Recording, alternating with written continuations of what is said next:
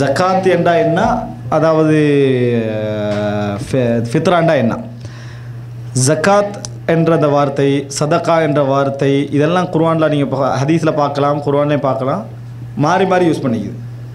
சதகாவை ஜக்காத்தாக குர்ஆன் என்ன செய்யுது, இன்னமஸ் சதகாத்து, ஜக்காத்துக்கு சொல்கிறான்ல.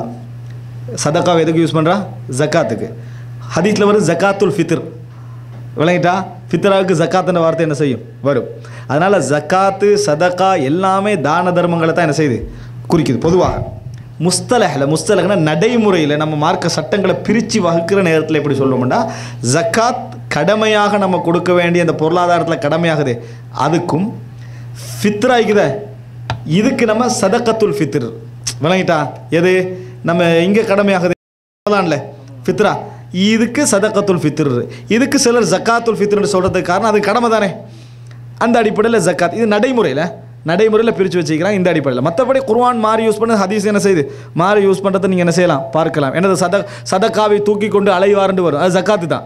அது என்ன, தூக்கி கொண்டு அலைவார் மக்கள் யார் எடுப்பார் என்ற சதக்கா அப்படின்னா அது ஜக்காத்தை தான் என்ன செய்கிறது, அது குறிக்கிறது. நடைமுறையில் ஜக்காத் கடமையானதுக்கும் சதக்கா சுன்னத்தானதுக்கும் என்ன செய்யும், யூஸ் பண்ணப்படும். இதான் சதகத்துல் ஃபித்ர்.